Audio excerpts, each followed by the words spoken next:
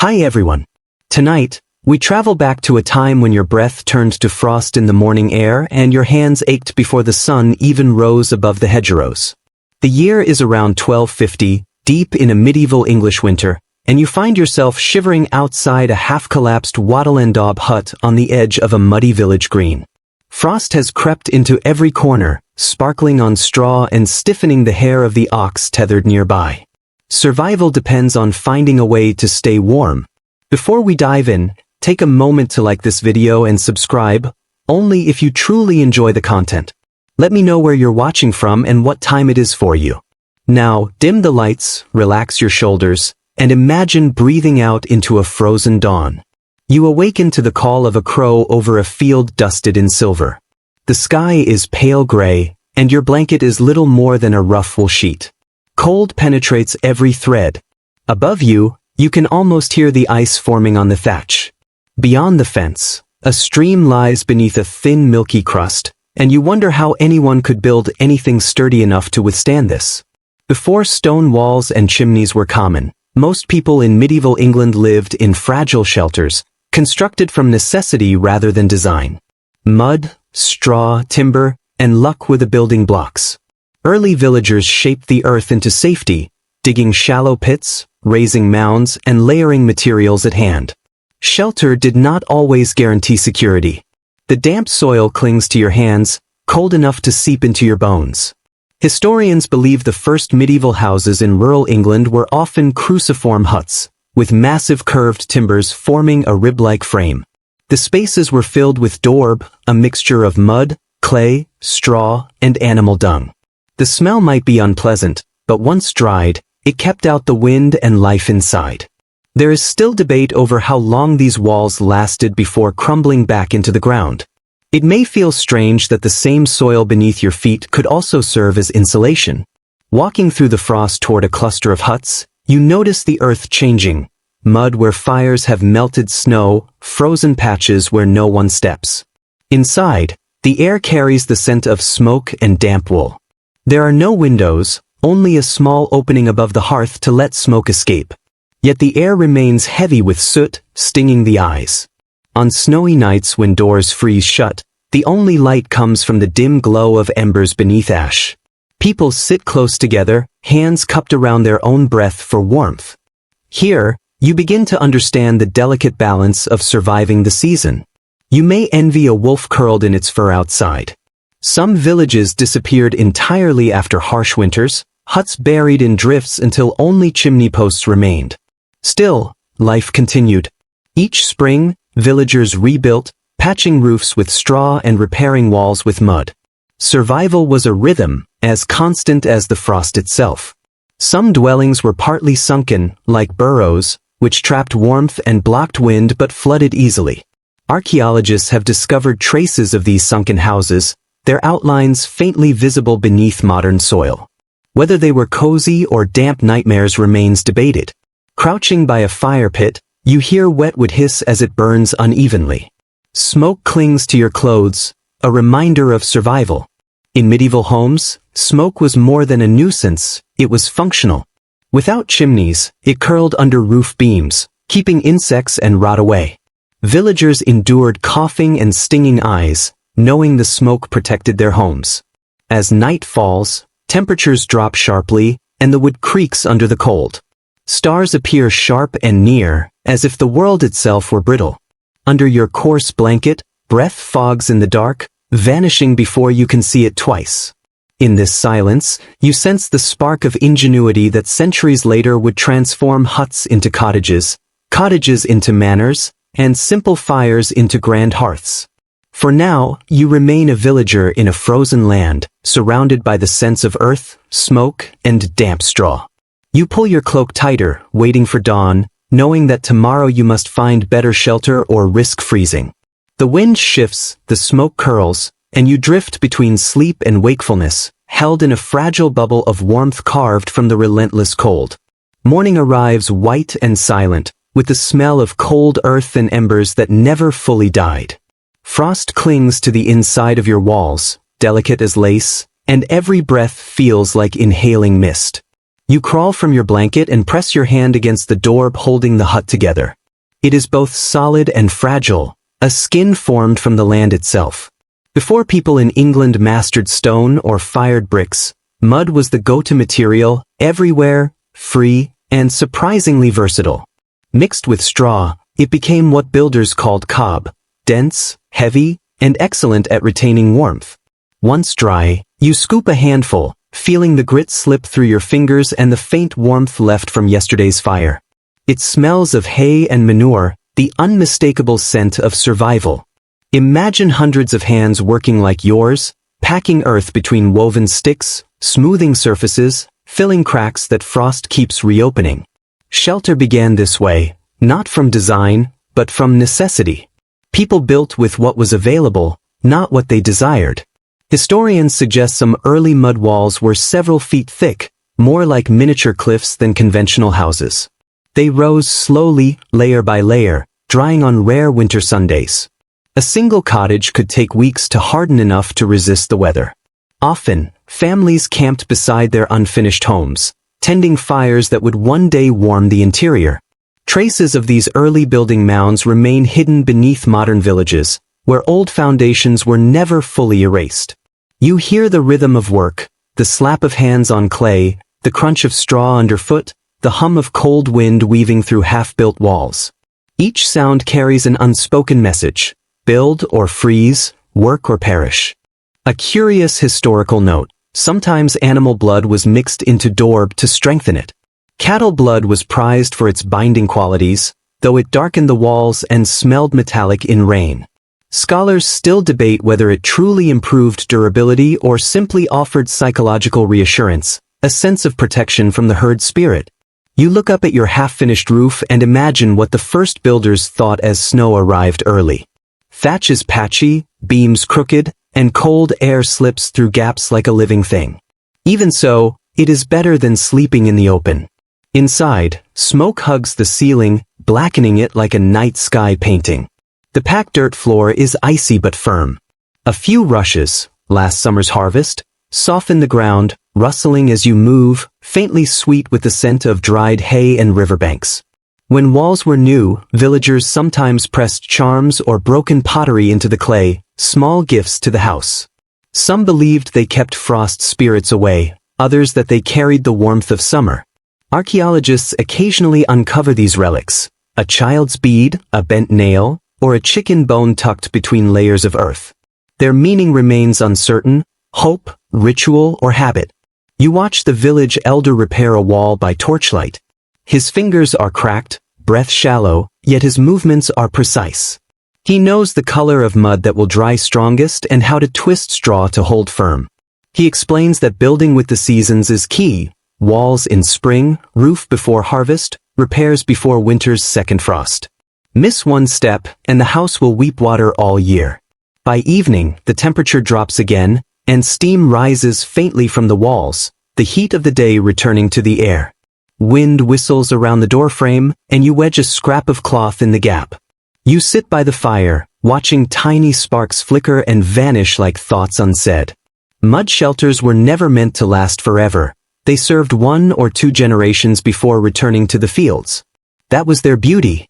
Houses born from the earth would eventually return to it, while the people who lived inside left stories lingering in the soil.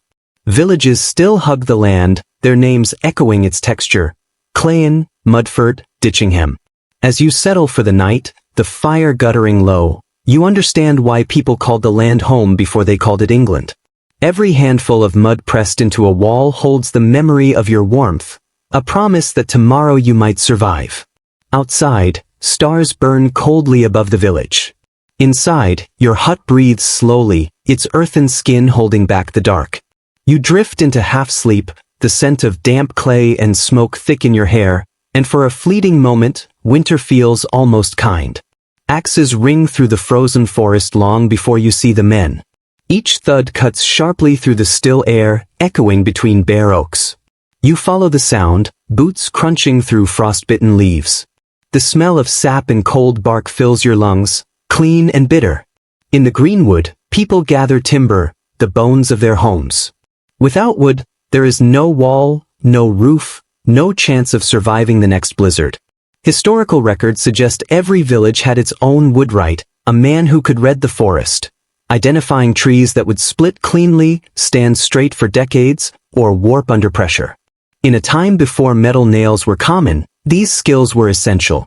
Wood joined to wood through pegs, wedges, and slots, holding cottages together as securely as any modern screw.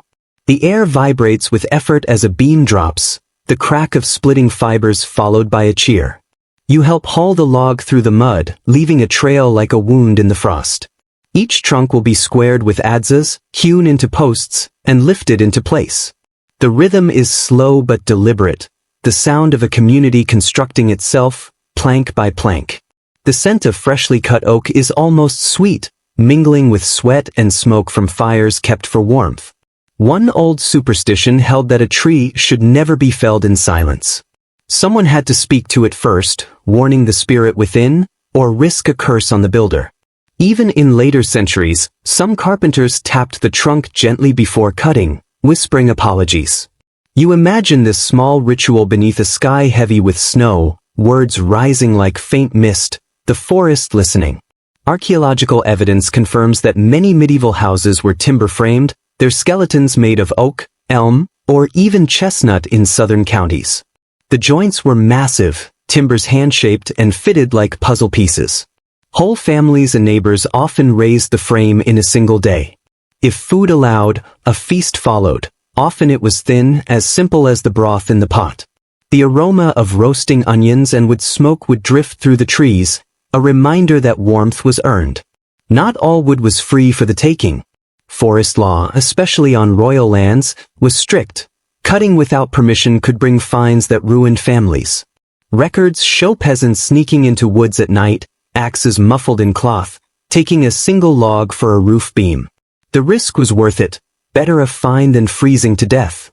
Scholars still debate how much of England's medieval forest vanished due to human need. Some argue the landscape was already half cleared by the 12th century, others claim major deforestation came later, driven by iron smelting and shipbuilding. Whatever the truth, every careful axe stroke speaks to the fear of scarcity. Walking among stumps, you notice something quietly miraculous. Even as trees fall, the forest hints at renewal. Tiny shoots push through snow where branches have broken. Coppicing, a practice still used in some regions, allowed new growth from the same roots. Villagers learned to cut carefully so the wood could return in a few years. This early form of sustainability was born not from virtue but necessity. By afternoon, the men have stacked their timbers and wiped faces with rough sleeves. Frost glitters in their beards. Your breath joins theirs in clouds that vanish in the pale light. Someone hums a low, rhythmic tune.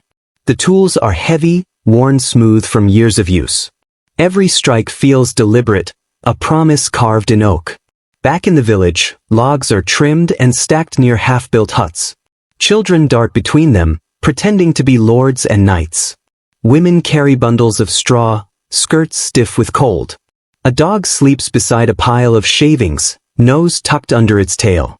The air smells of wood resin and damp wool, comforting despite the chill. It is well documented that English builders often reused timber. When a family moved or a storm tore down a cottage, beams were salvaged for new structures. Medieval houses still stand today with reused wood, marked by smoke stains from previous fires. Each beam carries the memory of another winter survived. As dusk falls, the last load of timber is hauled home by oxen. Cartwheels creak, and the animals exhale clouds of steam. Frozen puddles reflect the red glow of sunset. You feel the weight of the wood on your shoulders, not just its mass, but its meaning. Each beam represents a future wall, a roof, a line between warmth and death. At the edge of the field, you glance back at the forest, dark, endless, both enemy and savior. The cold seeps in again, but your heart steadies. Builders have done what humans always do in winter, turn the living world into shelter, one tree at a time. Pushing aside the door curtain, you step into your hut. The fire flickers low, licking charred logs. You stretch your hands toward it, feeling warmth travel up your arms. Outside, the wind rises, and you imagine the forest groaning, reshaping itself through the night. Somewhere in that sound lies the heartbeat of medieval England, a world of timber, frost, and the relentless will to endure. Snow begins to fall in slow, lazy spirals, softening the village's sharp edges. Stepping outside your half-built shelter, you tilt your head upward, letting flakes melt against your skin. Roofs sag under the weight of fresh snow, their golden thatch now pale and uneven. This is the ultimate test for every home. Architectural historians note that medieval thatching was both art and gamble. Done well, a roof could last 20 to 30 years. Done poorly, it might collapse in the first heavy rain. You run your hand along a stack of straw, dry and brittle, squeaking faintly under your fingers. Each stalk must be chosen for length, cut after harvest, bundled tightly, and kept dry. When the time comes, the thatcher works like a musician, layering reed upon reed in a rhythm only he understands. The air carries a faint sweetness, like hay barns in summer, a surprising comfort in the dead of winter. The new roof, secured with willow cords, glows golden in the gray light. Climbing a small ladder, you peer beneath the thatch, marveling at the maze of twigs and straw packed so tightly that not even a mouse could slip through. Yet somehow, water always finds a way in. Each storm tests faith as much as skill. You might smile at a curious belief. Some villagers thought spiders in the thatch were lucky, their webs helping hold the straw together. Knocking them down could invite rain inside. So, when you spot a fat little spider near the eaves, you leave it be, whispering a quiet thanks as your grandmother once did. Archaeological surveys show that roofs in northern England were steeper than those in the south, designed to shed snow and rain quickly. In the milder southern climate, roofs were lower and thicker, built to withstand long periods of drizzle. Each thatcher had a secret blend of techniques, patterns of knots, angles of slope, passed down by memory and calloused fingers. Few instructions were written, the craft lived in touch, not text. The work is dangerous. You imagine a thatcher balanced on the ridge in icy wind, hands red and cracked, tying each bundle, or yelm, with precision, striking it with a flat paddle to make it sit flush. The sound is rhythmic, almost musical, echoing across empty fields. Below, someone stirs a thin stew, smoke drifting upward to meet him. Church records note fires starting in thatch, sometimes from a single spark carried by the wind. Whole rows of cottages could vanish overnight. Some parishes even banned open chimneys near thatched roofs to prevent disaster. Builders experimented with clay tiles along ridges, but in most villages, straw remained the standard, cheap, warm, and forgiving. Villagers trusted it even when it failed. Maintenance was key. Each year, families climbed onto roofs to patch holes, remove moss, and tighten cords. Thatching was never a single act. It was a relationship. You did not merely live under your roof, you cared for it as though it were alive. Inside the cottage, you hear snow sliding off the slope, faint hisses as it lands on mud. The roof breathes with the weather, creaking as straw settles. Smoke mingles with damp straw, an earthy, familiar scent clinging to your clothes. In parts of East Anglia, roof charms were once common. Hidden talismans of woven rush or carved wood placed beneath the ridgepole to guard against storms. A few have survived, blackened but intact, like silent prayers in the bones of old houses. Some scholars suggest pagan origins, others say simple good luck. You imagine a thatcher pressing one in place, whispering a barely believed blessing. As snow thickens, the wind softens, muffled by the straw. You can almost hear the house adjusting, alive in its own way. The fire pops softly, sparks rising toward the smoke hole and flickering across the low ceiling. Outside, the world is pure white. Inside, brown, smoky, and warm. Sitting by the hearth, you realize survival is not just about strength, but rhythm, the slow, patient work of repair that never ends. Closing your eyes, you imagine snow melting by morning, dripping slowly through the straw and drying by noon. The spider weaves again, tiny legs dancing in smoky air. Life continues, held together by thread, straw, and stubborn faith. Somewhere above, the thatch breathes. Morning arrives dim and smoky. A pale sun struggles behind frost haze, its light filtered through the hearth's smoke hole. The fire has sunk to red embers beneath a crust of gray ash. You stir it with a stick, watching the glow revive like a heartbeat. The room fills with the scent of peat and burning oak, warmth earned rather than given. In medieval homes, the hearth was the center of life, not just heat, but survival. It cooked meals, dried clothes, warmed newborns, and provided light long after sunset. Without it, there was only darkness and danger. The hearth is modest, a shallow pit lined with stones and ash, smoke curling around roof beams before escaping through a small hole. Sometimes it doesn't escape at all, thickening the air and stinging the eyes. People laughed, coughed, and waved the smoke away, knowing its hidden value. Smoke disinfected the air, kept insects from nesting, and dried timber against rot. Chroniclers note that hearth fires were never allowed to die completely. If extinguished, it was believed to bring bad luck or death. A single coal might be borrowed from a neighbor, carried in a clay pot covered with moss to keep it smoldering. Imagine that dull red glow traveling across snow, a promise of warmth passed from house to house. Archaeological excavations reveal ancient hearthstones, sometimes marked with crosses or circles.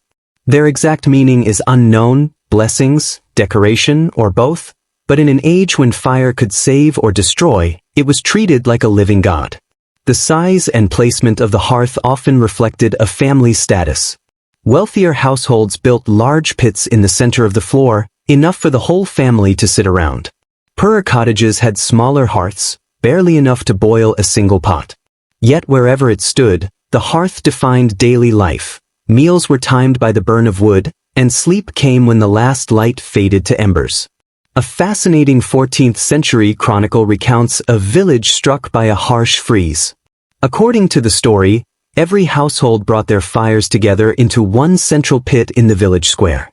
Families slept side by side, their faces illuminated by a single shared flame.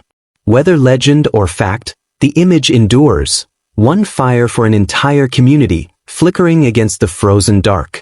Some historians suggest that hearth placement influenced medieval architecture.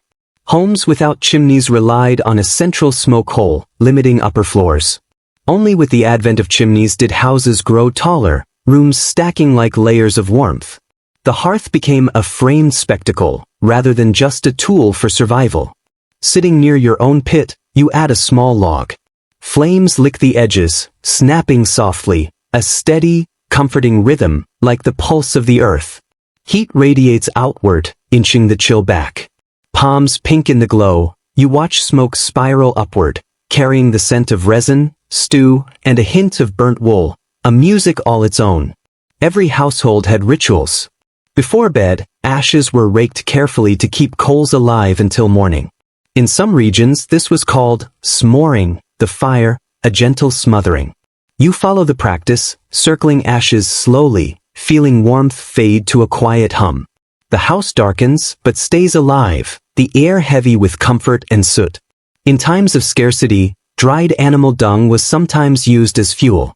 The smell is sharp at first, yet burns steadily, cleanly, warming without waste. In a way, it blends with the scent of life itself. Lying on your mat, the hearth paints walls in amber shades. Shadows shift across the ceiling, and you feel the rhythm of fire in your breathing. Outside, the wind claws at the thatch, but inside is stillness. You hear the faint pop of dying embers, the whisper of smoke escaping into the cold. The hearth, faithful companion, sighs like a tired animal settling for the night. Every spark is a heartbeat, every flicker a promise that winter has not yet won. The fire hums, ancient and loyal, the first friend humanity ever made. Before dawn, cold creeps through the cracks again. You wake to a faint whistling, air slipping through warped timbers and loose thatch. Sitting up, you pull your cloak tighter and run your fingers along the door edge. The wood is swollen from damp, now fitting crookedly in its frame. You push it open, and frost falls in glittering sheets. Contemporary records describe cottages struggling against the elements. Wood shrinks, earth settles, roofs sag. Floors are usually bare, packed by countless footsteps. Only wealthier villagers spread rushes or straw, replacing them weekly when rot set in. Cold climbs from the earth like a persistent ghost. You wedge a stone beneath the door to keep it shut. The floor beneath your feet feels colder than the air, frost forming beneath rushes in tiny crystals, waiting to bite toes. The air smells of damp straw, smoke, and earth, not unpleasant, but honest, the scent of living close to the world's edge. A common trick to stop drafts involved packing gaps in walls with sheep's wool or moss soaked in animal fat. It hardened as it dried, sealing the wind out. Sometimes a feather or small charm, a wish plug, as folklorists now call it, was pressed inside for luck. Some have survived centuries, tiny fossils of hope hidden in beams. Most peasants lived in single-room houses shared with animals. Families slept in one corner, goats and chickens in another, their warmth helping keep the air tolerable. If fortune allowed, a raised wooden platform served as a bed, otherwise, straw sufficed. The floor itself was part of daily life, a workspace, dining area, and on harsh nights, a burial ground for livestock lost to cold. Scholars debate how people endured such conditions. Some argue medieval bodies were hardier, adapted to constant exposure. Others suggest hunger and fatigue dulled discomfort. Whatever the reason, life persisted. People insulated themselves not with blankets, but with habit, routine, and acceptance. Near the dying fire, you add a handful of twigs. The flame climbs reluctantly, its light trembling across smoke-darkened walls. The door rattles. Every gust makes the hinges groan. You hear faint air humming beneath the roof. Imagine the thatch shifting slightly, releasing small flakes of snow into the room. One melts on your sleeve. In a few Yorkshire parishes, dried herbs were hung above doors, rosemary, mint, or garlic braided into a rope, believed to calm the wind. Likely symbolic, they freshened the air and added life to gray winter days. The floor creaks as someone moves. Boards are scarce, scavenged from ruins or wrecked carts, worn smooth by countless bare feet. Running your hand along one, you feel grooves carved by time and children.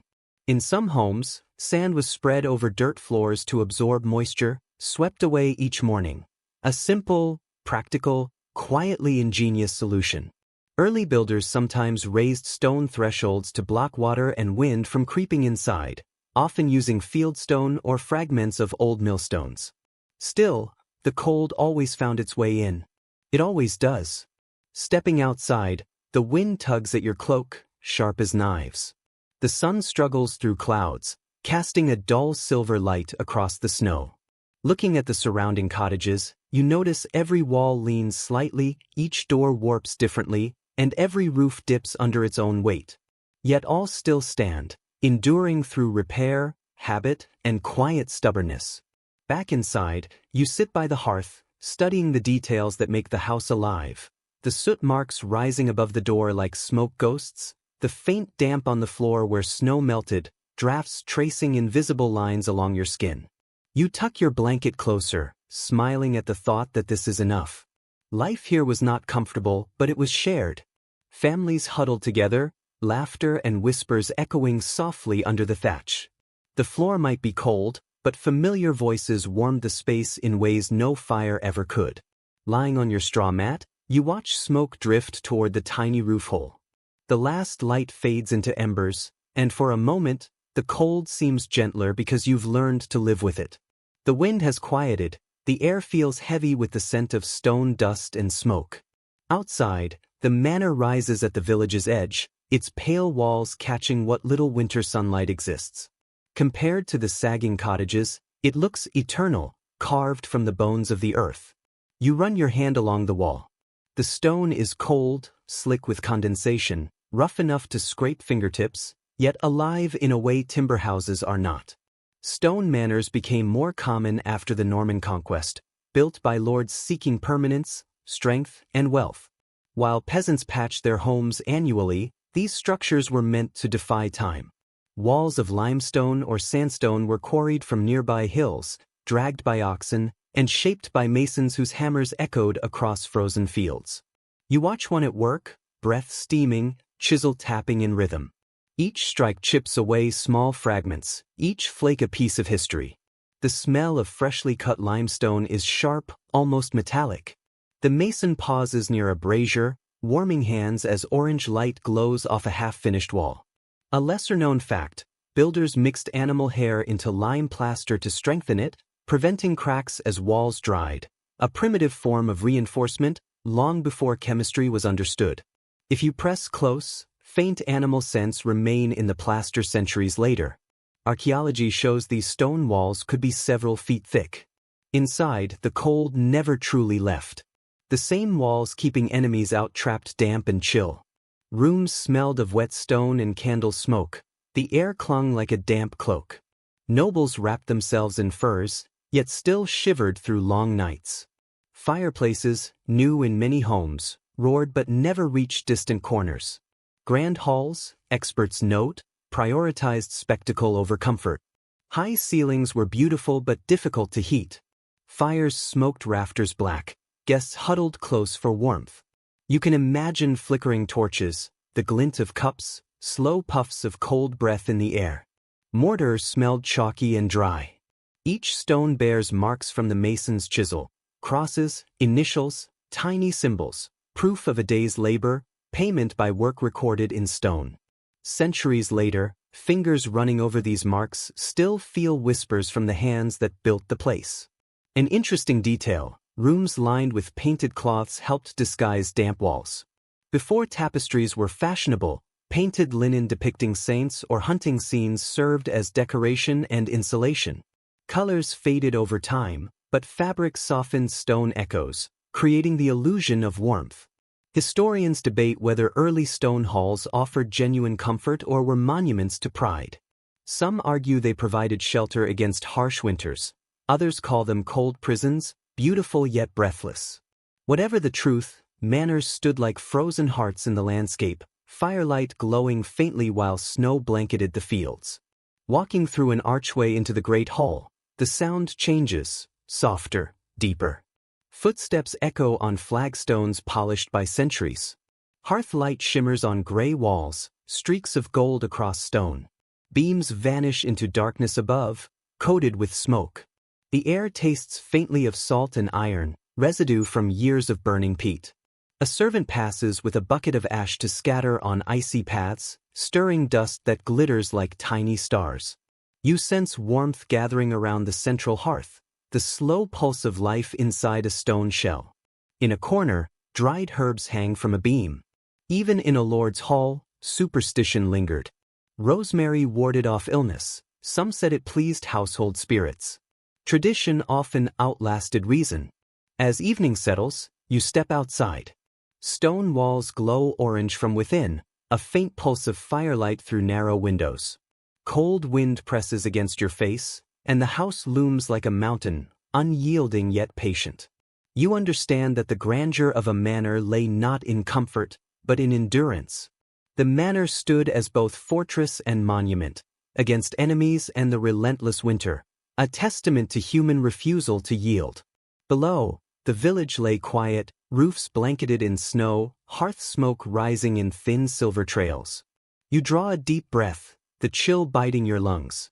Behind you, the manor remains silent, heavy, eternal. Inside, someone stirs another log into the fire, and for a fleeting moment, warmth flickers against the endless cold. Morning mist clings to the fields as you descend toward the cluster of cottages below. The contrast is striking. Behind you, the manor's stone walls shimmer faintly in the pale light, solid and assured. Ahead, smoke curls from low roofs, huts crouched close to the ground, bowing beneath the weight of winter. Faint laughter drifts with coughs, the familiar music of a village still alive. Medieval chroniclers often describe the countryside as a patchwork of extremes. The lord's hall and the peasant hut stood only a few hundred yards apart, yet belonged to different worlds. The manor glowed with torches and ironwork. The huts smelled of wood smoke and cabbage soup. Yet both shared one unshakable truth: the cold showed mercy to no one. You push open the door of a peasant cottage, which groans in protest. The space is no larger than a modern bedroom. Lee and daub walls, patched repeatedly, resemble the hide of some great animal. The roof is low, you must bend to enter. In the corner, A small fire burns beneath an opening in the ceiling, smoke drifting lazily, reluctant to leave. A woman stirs a pot over the flames, the aroma of onions and barley filling the room. Archaeology confirms these cottages often measured less than 20 feet long. Entire families, sometimes 6 or 7 people, slept together in one room. Goats, and occasionally a cow, stayed behind a wooden partition, their breath warming the space almost as much as the fire. The floor is a mix of earth and straw, softened by years of use. Folk traditions included hanging old shoes above doors, believed to trap evil spirits or misfortune. Restorers still discover these hidden shoes tucked in beams or chimney corners, a quiet reminder that fear of the unseen was as real as fear of the cold. Inside the hut, the air feels almost alive. Children sleep under coarse blankets, curled like kittens. The mother hums softly, her voice blending with the fire's crackle. Soot-streaked ceilings and flickering light create a smoky, dim peace. Every inch of the space is shaped by necessity. Every object serves a purpose. Planks on barrels became tables, stools carved from tree trunks, beds made from straw sacks. The most valuable item, the iron pot, passed down generations, used for cooking, heating water, and holding broth for the sick. Some experts question whether the gulf between noble and peasant life was as vast as records suggest. Daily struggles against cold and hunger were universal. Even in manors, people slept fully dressed, even kings complained of freezing halls. A small cottage, though humble, could be warmer because its compact size trapped heat more effectively. Comfort, it seems, was relative. You crouch near the fire, letting heat lick your hands. Smoke pricks your eyes. The scent of stew makes your stomach ache. The woman stirs slowly, wooden spoon tracing circular motions, steam curling upward into the orange glow. Behind her, a goat shifts, snorts softly, stamping hooves on straw. Life here is intimate, tangled, and practical. In manors, meals are served on polished platters beneath carved beams. Here, supper comes from a single pot, shared by all, eaten with wooden spoons and fingers. Yet the warmth feels deeper, more human. Laughter, coughs, and whispered prayers fill the air. Bread passes from hand to hand, every crumb precious. Folklore says villagers sometimes whistled while tending fires, believing it kept flames alive. You try it, a low, soft tune. Children giggle. The sound mixes with popping wood and the sighing wind outside. The hut becomes a world of its own. Stepping outside, the air cuts like glass. The manor looms silent and proud. Cottages cluster like animals huddling for warmth. Both share the same horizon of smoke and frost. Snow begins to fall again, light as ash, settling evenly on roofs. For a moment, all homes appear equal under the cold. Fires flicker behind shuttered windows, small human hearts beating against endless winter. The cold wind carries the scent of wet earth as you kneel beside a half-built wall. At first glance, the structure seems fragile, sticks and mud too delicate to survive. Yet there is grace in its design, a harmony between human need and nature's resources. Your hand brushes the woven hazel rods beneath a layer of daub, a rough living skin that has held countless winters at bay. Archaeological evidence shows Lee and daub was among the most widespread building techniques in medieval England, requiring no sawmills or quarries, only patience and knowledge of local land. Walls were woven from flexible branches through upright stakes, creating a lattice resembling fabric. A paste of clay, straw, animal dung, and water was pressed into the weave, filling gaps. Once dried, the surface hardened into something surprisingly strong. You hear the faint squeak of willow rods as a young man bends them into shape. The rhythm is gentle, weave, press, smooth. The smell of clay mingles with the faint sweetness of straw. A woman follows behind, pressing daub into place with her hands, fingers coated in brown paste, building not just a wall, but shelter, warmth, and survival. The air is cold, but the work keeps them warm. Every movement carries a quiet urgency. The wall must dry before nightfall, or frost will crack it by morning. Guild records note that this method lasted for centuries, not because it was easy, but because it was efficient. A goodly wall could be repaired endlessly. Cracks appeared, were filled, and the cycle continued. Whole generations lived and died within walls remade each winter, breathing with the rhythm of the seasons. A curious detail from rural folklore tells of builders mixing egg whites or ale into their daub, claiming it made the walls smoother and stronger. Whether it worked is uncertain, but the image of villagers pouring precious ale into mud for warmth speaks volumes about their priorities. Necessity, superstition, craft, and faith. These forces shaped the architecture of survival. Excavations confirm that the outer surfaces of such walls were often whitewashed with lime. The bright coating reflected light, giving small interiors an almost holy glow. It also killed mold and pests. Sunlight catching the pale walls could transform the humblest hut into something sacred. Researchers still debate how these structures withstood centuries of rain and snow. The prevailing theory, their flexibility saved them. Rather than resist the wind, the walls bent with it, swaying like trees. The same principle that allowed branches to survive storms let homes endure winters. Imperfect, alive, part of the living landscape that fed and sheltered those who built them. You touch the wall again. Small flakes of dry clay crumble beneath your fingers, revealing the woven rods beneath. You trace the curves and twists, each carefully planned. The hazel is smooth and cool, faintly green, a memory of summer. You imagine cutting the rods yourself, stripping bark, bending them over your knee as snow falls on your shoulders. The village hums around you. Someone carries a basket of straw. Children thaw lumps of frozen mud by the fire. A dog noses at a pile of dung, tail wagging. Laughter and labor mingle with the wind. Ordinary yet extraordinary, each handful of mud, each woven branch, a small act of defiance against the cold. One unusual discovery in an abandoned cottage revealed handprints pressed into the daub, likely children who had helped their parents build. Preserved for centuries, the prints speak more loudly than any chronicle, a testament to human intimacy, the need to leave a trace even in mud. As the day fades, the new wall glows in the last light of sunset. Darkened, still wet, but firm, the woven lines beneath catch the light like threads of gold. A faint steam rises where moisture meets chill. You step back, not to admire beauty, but resilience. The family beside you gathers their tools, washes hands in icy water, laughs at streaks of mud, and shares a crust of bread. The wall stands humble and strong. It will not last forever, but it will endure long enough. In a world of endless winters, that is all anyone could ask. Rain begins before sunrise, whispering across the thatch, tapping the daub like gentle fingertips. The air smells of wet straw and smoke. Somewhere outside, a rooster protests against the mist. You pull your cloak tighter.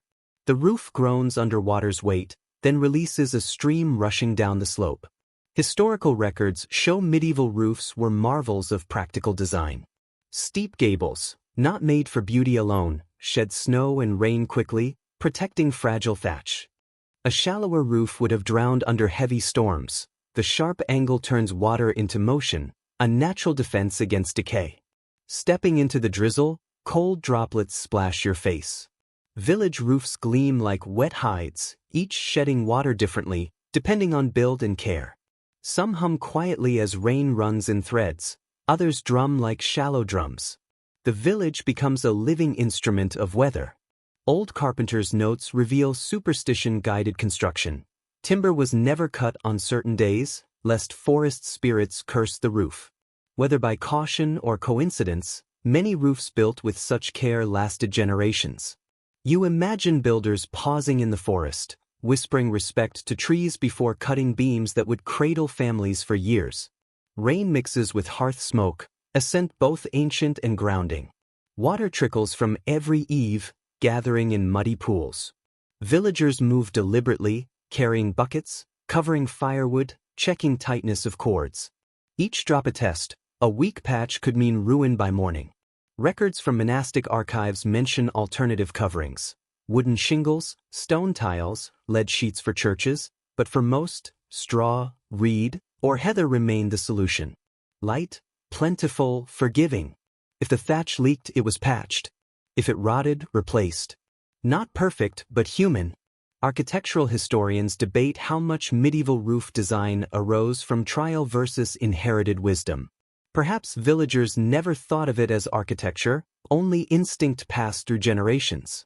Yet centuries later, the results endure, principles still visible in English cottages today. Roofers learned to listen to rain, to make buildings that bend, breathe, and survive. You crouch beneath an eave, watching rivulets of water run down the straw like threads of glass. The rhythm is hypnotic, steady, soothing. Inside, muffled voices mix with the scraping of wooden spoons on bowls. The roof shields that world of warmth and chatter from the relentless gray above. A touching folk custom once held that builders placed a small bundle of flowers or herbs at the roof's highest point when construction finished. A blessing, a sign of gratitude. In some villages, a single stalk of wheat was tied at the ridge to honor the harvest that made the roof possible. Centuries later, dry, fragile bouquets are still found tucked beneath layers of straw. You catch a handful of rain dripping from the thatch. Icy but clean. Villagers sometimes collected such runoff in barrels for washing or brewing ale. Rain from a freshly thatched roof was considered pure, as though the straw filtered not just dirt but misfortune. You rinse your hands and watch the drops disappear into the mud. By mid-morning, the rain softens into a fine mist that hangs in the air. The village gleams like wet fur, smoke rises straight from chimneys, pale and lazy. Every slope, every curve of roof and wall is a practical answer to the same question. How do you live beneath a sky that never stops crying? Inside your hut, the air feels warmer. The fire hisses as a few drops slip through the smoke hole. You smile, knowing even the best roof leaks a little. A pot sits beneath the drip, plinking steadily as the water falls. A quiet, oddly comforting reminder that the world outside is alive. Night comes. The rain pounds harder, drumming on the thatch. You pull the blanket tight and close your eyes. The roof groans, the wind hums, water runs in steady streams. A storm, but not a threat, a song. The song of survival, echoing through straw and wood. You drift towards sleep, the melody blending with the slow heartbeat of the fire. Morning arrives damp and still. Smoke hangs low, a gray blanket across the village. The earth feels faintly warm beneath your boots. A rooster crows, triumphant. The air tastes of soot and wet straw, heavy, alive. Records note that medieval villages clustered closely not just for convenience, but for protection, from raiders and from winter itself. Walls lean toward one another, breaking the wind, trapping warmth. Each cottage became part of a living organism, breathing and heating together. You walk the narrow lanes, shoulders brushing damp walls. The air smells faintly of smoke, cabbage, and animals. Somewhere a baby cries, echoing through timbers. Wooden beams stretch overhead, connecting roofs like hands holding the village upright. Archaeology confirms villagers sometimes shared walls. One timber frame could serve as a boundary for two homes. Privacy was rare. Warmth was shared by all. Many homes faced inward toward a central green or shared space.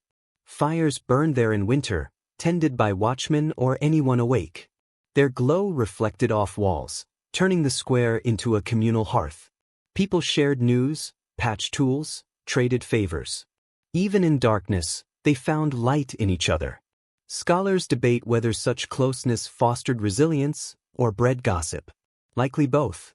But in winter, arguments softened under the weight of shared survival. You pause outside an old woman's cottage. The door hangs slightly open, the smell of baking bread drifts out. She waves you closer, flour dusting her hands.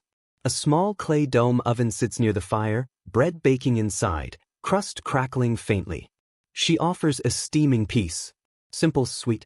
Bread ovens were sometimes shared between households.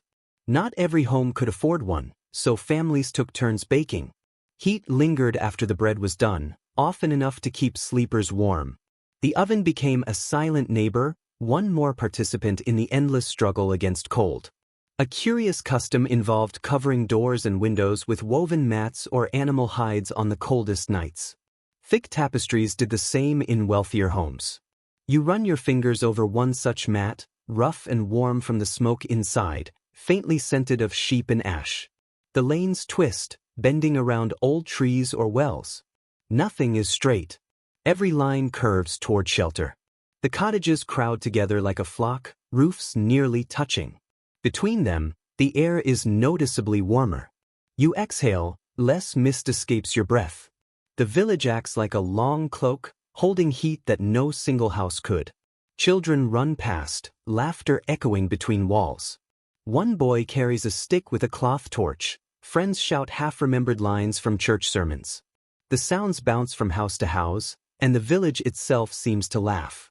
By evening, the smoke from every chimney joins into one long ribbon drifting toward the woods, a shared warmth, a testament to human closeness, ingenuity, and endurance. The lanes glow with firelight through cracks in cottage walls. You walk slowly, listening to the chorus of daily life. A cough, the clatter of bowls, a lullaby sung softly. Each sound folds into the next, a patchwork of endurance. Warmth in medieval England is not only hearths and roofs, it is closeness, both physical and human.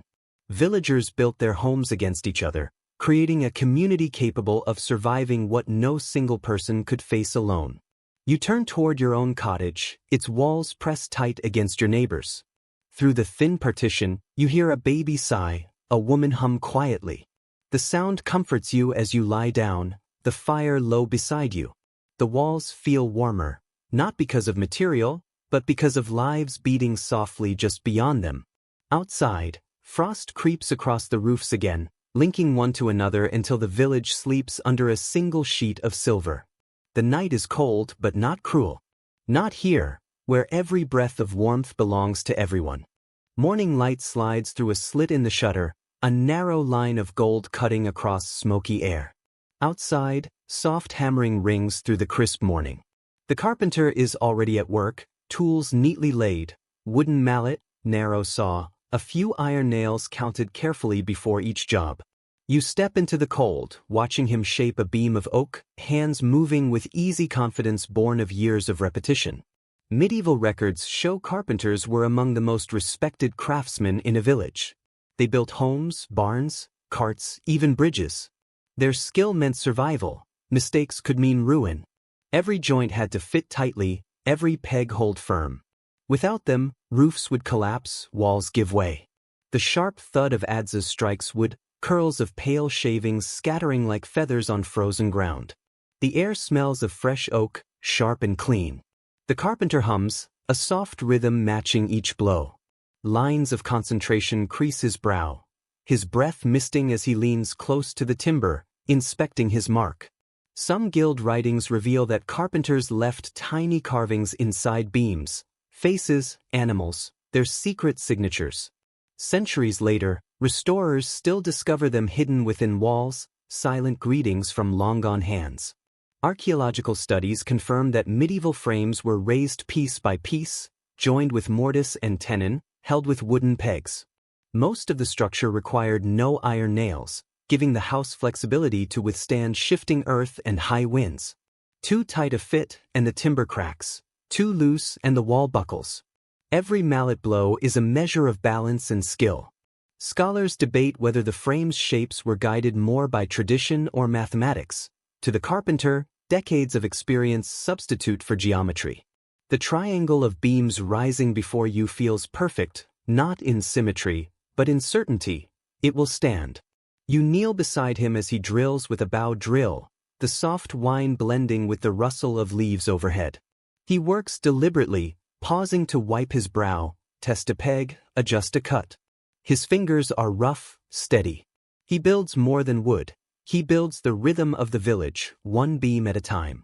A curious superstition followed by some builders involved placing a coin or charm under the first beam, meant to protect the structure from rot. Coins were often silver pennies. In poorer homes, carved stones or dried flowers sufficed. Faith and craft are never far apart. The carpenter straightens, eyes narrowed against the light. Around him, the village hums with work. Fires crackle, carts creak, voices chatter. Each hammer blow, every joint, every cut of timber links one person to another in a web of winter survival. Historical records show carpenters were sometimes paid in food, shelter, or clothing. Some slept temporarily in the homes they built, beds tucked beneath unfinished roofs. A craftsman creating warmth needed warmth himself. The village relied on his skill, and he on their kindness. Sap fills your nostrils as he applies pitch to the beams and to keep out moisture. Dark resin glistens, sticky and fragrant, faintly scented of pine and smoke, the smell of preservation. He wipes his hands, smiles. Today's work will last long after the storm passes. Together with his helpers, the beam rises slowly, catching the light like a skeleton reaching for the sky. When the final peg slides into place, he steps back, crosses himself, and nods. By evening, the frame stands complete against the setting sun. The smell of wood mixes with sweat and laughter. The carpenter sits near the fire, sharpening tools with slow, practiced movements. He speaks little, but the calm pride radiates. The house has its bones, and those bones will hold warmth for generations. You walk home beneath pale clouds. The wind has dropped, and the village lies still. In the distance, the new frame stands strong, simple, a promise carved in oak. You smile, knowing when snow returns, the beams will groan softly but remain firm, carrying the memory of hands that shaped them. The next day dawns in a haze of gray smoke and weak sunlight. The cold grips the village, yet something feels different. A strange, sharp scent floats on the air, metallic, alive. A reminder that survival in this place is both human craft and the raw pulse of the world around them. You follow the rising smoke toward a nearby cottage where a small crowd has gathered. A mason and a blacksmith are arguing gently over a stack of freshly fired bricks. It takes a moment to realize what you are looking at, the early shape of a chimney. Surviving records from the late 13th century show chimneys appeared gradually in English homes. Before then, smoke from open hearths drifted freely through roof holes or unglazed windows. Guiding it through a vertical shaft was revolutionary. It changed not only architecture, but how people lived inside their homes. The mason chips at a brick, testing its hardness. The sharp, rhythmic sound echoes across nearby walls. Each brick is slightly uneven, handmade from the same clay used in the Dorp cottages, still faintly warm from the kiln. The smell of iron from the blacksmith's tools mingles with wet mortar, and you taste grit on the wind. An old guild ledger notes that the first chimneys were considered luxuries, signs of modernity and status. Villagers marveled at the thin trail of smoke rising straight into the sky, a small miracle separating smoke from life. Initially, only manors and wealthy townhouses had chimneys, often massive stone constructions with flared tops to prevent downdrafts. Peasant homes continued with open hearths for generations. The transformation took centuries, beginning with moments like this: a mason placing a brick, curiosity about how air might move differently. Scholars debate whether chimneys arrived from Norman influence or developed independently through necessity. What is certain is that their introduction changed both architecture and social life. Families could now build fires against walls rather than in the room center. Rooms became smaller and warmer, the air cleaner. Privacy followed. Separate rooms could host their own fires. Breathing was easier. Sleep, lighter and safer. You crouch beside the workers as they build layer by layer. Mortar squelches under the mason's trowel. The chimney rises, narrow and proud, a column of promise against the dull sky. Villagers murmur approval, though some whisper that trapping smoke might anger household spirits. Superstition endured. Some refused to cap chimneys entirely, fearing to block the passage of fairies or protective spirits. By midday, the structure is complete. The mason steps back, hands streaked with soot and pride. A boy climbs onto the roof and shouts as a puff of smoke rises cleanly into the cold air. The crowd cheers softly, half in wonder, half in disbelief. Inside the cottage, the difference is immediate. The air feels clearer, the fire burns brighter, fed by the new draft. Sparks spiral up the chimney like fleeting stars before fading into the morning sky. The smoke rises in a thin, graceful line. The mason wipes his hands, voice low and reverent. Every brick is a breath of fire turned solid. The chimney is both conduit and guardian, bridging human warmth and the endless cold. Evening comes. The air outside smells cleaner. Cottages glow faintly, their new chimneys puffing smoke into twilight. The village feels different, older in one sense, yet strangely younger, as if innovation has breathed life into ancient bones. You walk home beneath this new skyline, imagining the comfort of a column of air carrying smoke safely away. For now, you breathe through the haze, listening to the faint hiss of burning wood. Snow has stopped, leaving a quiet brightness that hurts your eyes at first. Frost sparkles along the window panes of a nearby cottage. The glass is not glass at all. Thin sheets of horn, scraped until translucent, filter daylight into soft gold. Surviving medieval inventories confirm that real glass windows were rare, reserved for cathedrals, monasteries, and the wealthiest estates. Horn, usually cow or ox, soaked, flattened, and shaved thin, gave rooms a pale, waxy glow, dim but steady. Touching it, the surface feels slightly greasy, warm to your fingers even in the cold. Inside, light softens shadows. Children sit near it mending toys and nets. Beeswax and wood smoke mingle faintly sweetly. The wind rattles outside, muffled by the horn. Imperfect, yet it transforms the harsh winter light into something kind. A curious detail in a 16th-century craftsman's notes mentions rubbing horn panes with butter to temporarily clarify them. For a few days, the world looked brighter, as if spring had arrived early. Before horn, parchment or thin linen soaked in oil served the same purpose, blocking drafts while allowing a faint glow through. Every window, every chimney, becomes a small triumph over the cold, a gesture of ingenuity, care, and the human desire to live well, even in hardship. The smell of oil must have filled every corner, mingling with smoke and food. Horn windows could not be opened, so smoke found its way through roof gaps or door cracks, yet they were treasured. Even a single small opening covered with horn or oiled cloth signaled survival, not mere endurance. Historians still debate when glass panes spread into rural England. Some claim the early 15th century, others argue they remained rare until Tudor times. What everyone agrees on is the symbolic weight of a window. It brought hope, light, and a connection to the outside, even in the frozen heart of winter. You sit near the horn pane, watching the light shift as clouds drift across the sky. The surface ripples slightly, like frozen water. Beyond it, shapes blur into dreamlike forms. A figure hauling firewood, a dog trotting behind. The window softens the harsh world, turning it into art. A lingering superstition warns never to look directly through a window at sunrise, lest illness or misfortune follow. Perhaps it originated from the habit of keeping shutters closed to trap warmth, or from the fear of wandering spirits at dawn. Still, a few brave souls lifted the shutters just enough to glimpse the first light, believing it strengthened the soul. The carpenter who made these frames used oak or ash cut into simple squares. Thin sheets of horn were held by lead strips or wooden slats. Tiny imperfections, scratches, bubbles, seams, reveal the human effort behind the craftsmanship. Inside, a young girl traces shapes on the horn pane with her fingertip. Her breath fogs the surface and she draws a sun. It glows faintly golden for a moment before vanishing. A fragile tenderness, a human impulse to decorate even the simplest survival tool with hope. The window changes the sound of the room.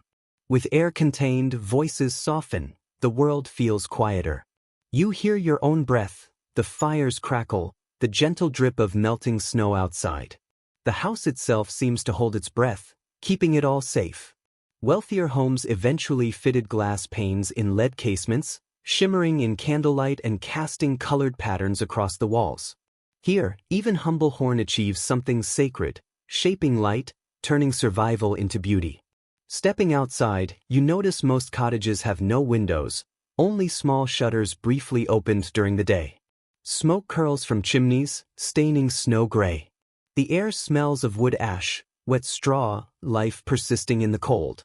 As dusk falls, the horn pane glows faintly golden, like a small lantern in the snow. You realize people of this time did not live in darkness. They carried light into their homes, even when the sky withheld it. Inside, the air smells alive. Smoke, peat, tallow, damp wool. It wraps around you, heavy yet comforting, like memory made physical. Daily life depended on fuel, and each left its mark. Peat filled the air with a dark, earthy perfume. Oak wood burned sweeter. Dung gave steady heat with little flame, but its odor clung to clothes. Open doors carried these scents into village lanes, mapping who burned what. Near the fire, smoke curls lazily toward the ceiling hole. Walls are streaked black with years of soot, telling time like rings in a tree. The floor is covered in rushes, replaced last week and fragrant with herbs. Lavender, sage, meadow. The oils cut through heavier smells, masking earthiness, providing a subtle freshness. Even peasants followed this practice with whatever plants grew nearby. The rushes became both insulation and perfumed carpet, changing with every season. Folk customs added ephemeral luxuries. Dried orange peels or apple skins dropped on hot coals sweetened the room. Oranges were rare, traded from afar, yet even one peel could fill a cottage with fragrance. Villagers believed the scents pleased household spirits and encouraged health. You can almost hear the hiss as peel meets fire, a small luxury turned perfume. Traces of tallow and beeswax show candles burned constantly. Tallow from animal fat gave sour, smoky odors, while beeswax burned cleaner, faintly sweet. The poor lived in smoky haze. The rich breathed honeyed air.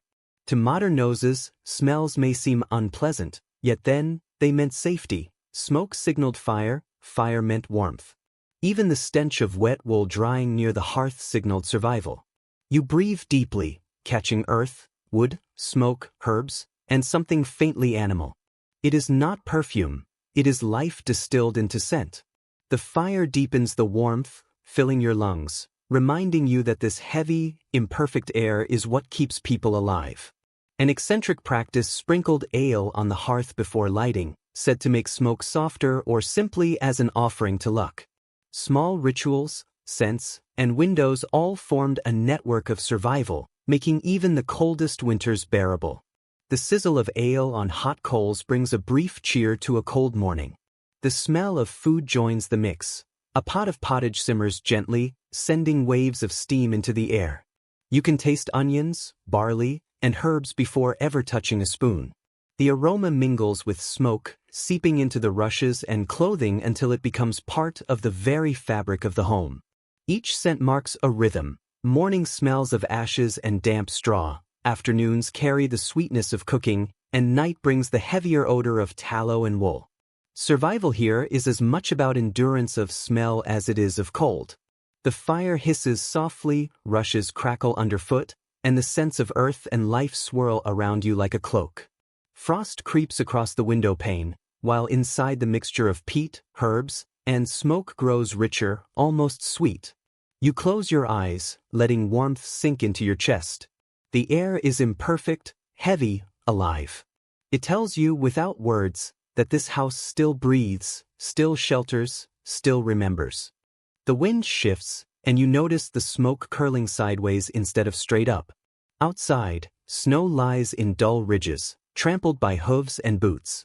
Inside, movement seems alive. A pig, half asleep in straw beside a low wooden partition, grunts softly. Its warmth fills the room, a living insulation. A goat chews lazily on old straw, its bell tinkling faintly, while a cow breathes slow and deep, a heartbeat made of air. Household records from the 13th century note that peasants shared their homes with animals during winter. Livestock were valuable, and their warmth made the huts bearable. The pig shifts, steaming faintly in the firelight, the goat stretches, the cow exhales rhythmically. Children were often lulled to sleep by the slow breathing of animals, a gentle, steady rhythm through long nights of wind and frost. Archaeological evidence confirms that animal stalls were built directly into cottages, separated by rough boards or woven reeds. Floors layered with straw absorbed warmth and waste, replaced only when soiled beyond use. Hygiene was secondary to survival. The cold dictated priorities. The room hums with small sounds. The pigs snuffle, the hens cluck, the fires hiss. Warmth radiates from bodies, not just hearths. The air smells of hay and smoke, unpleasant to modern noses, but deeply human. Memorial records mention the beast corner, nearest the door, where animals warmed incoming air before it spread through the room. Frost melts along this wall, while the far side remains glittering white. In northern regions, villagers practiced night words, soft whispers to animals before sleep, blessing them for calm and protection. You murmur a few gentle syllables, and the pig snorts, rolling onto its side. The air feels warmer for it. The family gathers near the hearth. The father stirs the fire, the mother mends a sleeve. Children giggle as a hen hops closer. Beasts and humans coexist as naturally as smoke and flame. Some cottages had troughs by the door so animals could feed without letting in the cold. The boundary between barn and dwelling is almost invisible. You close your eyes, listening to the layered sounds of life, crackling wood, the lowing of cattle, the whispering wind, the steady breathing of sleepers, human and animal alike. Warmth is made not just by fire, but by proximity, by the shared rhythm of living bodies. The fire burns low. The cottage grows dim. You pull your blanket closer, feeling the subtle shifts of animals in their sleep. The air smells of life, earthy and real. Outside, frost thickens on the thatch, but inside, breath fogs the air in soft clouds. It is imperfect, but it is enough. Half asleep, you hear the pig grunt, the goat sigh, a hen cluck. You smile, knowing you will not freeze tonight. You sleep surrounded by warmth that breathes, hums, and dreams alongside you. By morning, the fire is little more than a whisper beneath its blanket of ash. Your breath still fogs in the air, but the chill is gentler now, tempered by life, closeness, and survival. The air feels thicker, muffled almost, as if the cottage itself has learned to hold warmth. You rise and run your hand along the wall. The mud and straw are cold but not frozen. Moss has been stuffed into the gaps between the timbers, springy under your fingers, a tiny act of patience that keeps frost at bay.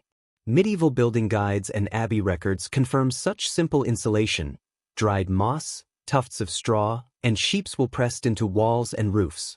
Families gathered these materials in autumn, knowing that by January they could mean the difference between comfort and misery. At the base of the wall, the moss smells faintly green, a memory of forests now frozen under snow. Above, rafters are wrapped in linen scraps to stop drips from melting frost. The wind outside has softened. The cottage is quieter, cocooned. Northern villages sometimes hung heavy fabrics or woven mats along walls, not for decoration, but insulation. In richer homes, tapestries depicted saints or hunts. In poorer cottages, sackcloth or old cloaks sufficed. Small wooden pegs once held them in place, and archaeologists still find the holes. Reconstructed, the difference is immediate. Sound softens, air feels warmer, the firelight flickers gently. Perhaps villagers never named it insulation.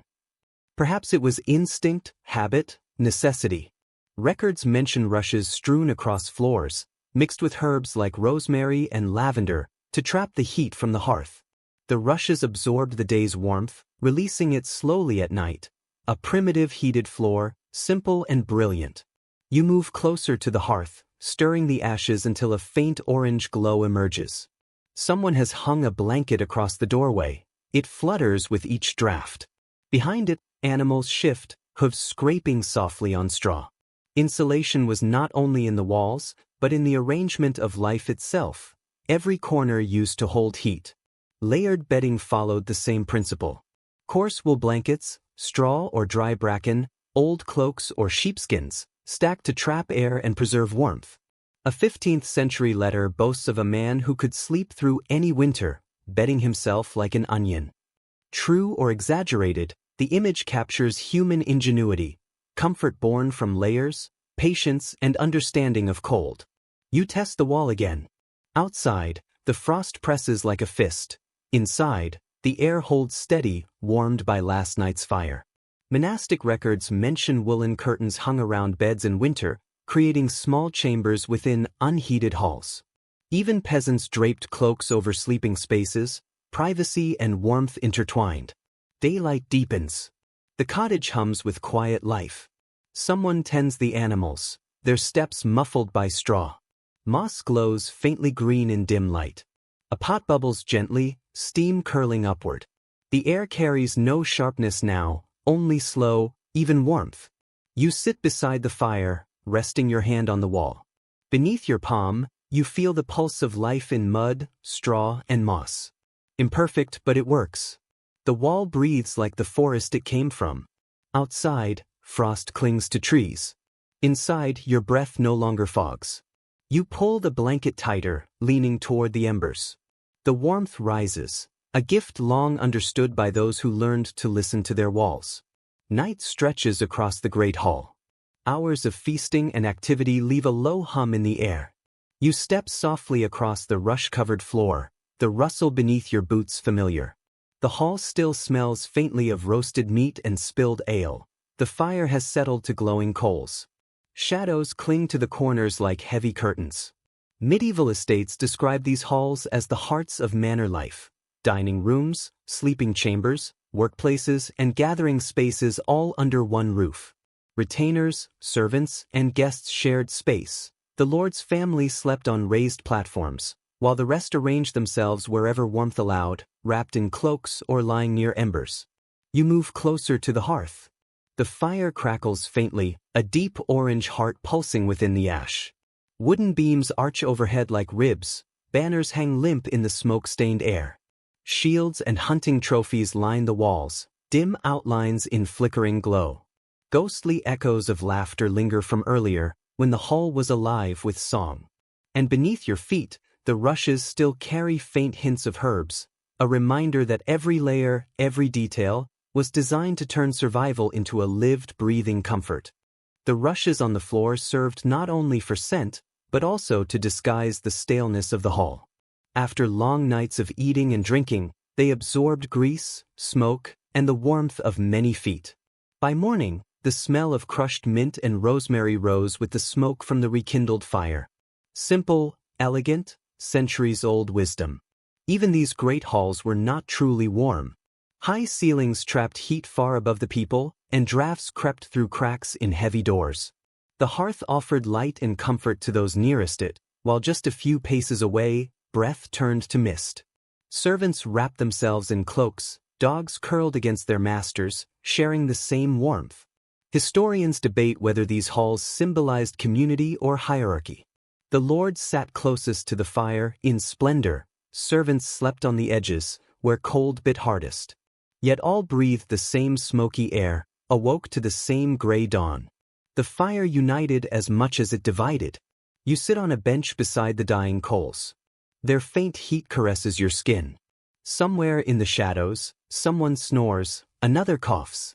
The hall is alive, even in stillness.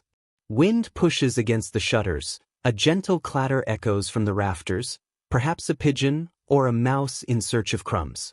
The fire flares briefly, painting the walls gold before fading. Monastic chronicles record guards sleeping upright in the hall, pikes at their sides. Intended to watch against intruders or fire, many dozed instead, the hearth's glow lulling them into forgetfulness. You can almost see them, half awake, flames reflected in half-open eyes.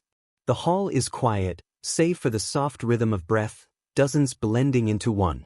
Each person, noble or servant, drifts between sleep and wakefulness under the same orange glow.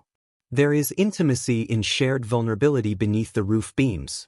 Warmth comes less from fire than from nearness, the pulse of human life pressing gently against you. The great hall also displayed the Lord's power. Guests judged wealth by the fire's size and the quality of timber above. Yet even the grandest flames left corners cold. Some halls experimented with stone hearths and metal grates, small steps toward efficiency centuries before science explained the physics. Cats prowled the hall, not only to catch mice, but to calm sleeping men. Their purring steadied hearts and soothed bad dreams. A cat curls on a cloak at the edge of the firelight, eyes half open, gleaming like twin embers. As night deepens, the wind grows louder. The door creaks, cold air slips through the gaps. Someone stirs, throws another log onto the fire. Sparks leap upward, lighting carved beams above. Faces flicker in the glow, peaceful, unaware, then darkness folds over them again. You lean back against the bench, close your eyes. The warmth touches your face, gentle and constant. Smoke clings to your hair and clothes.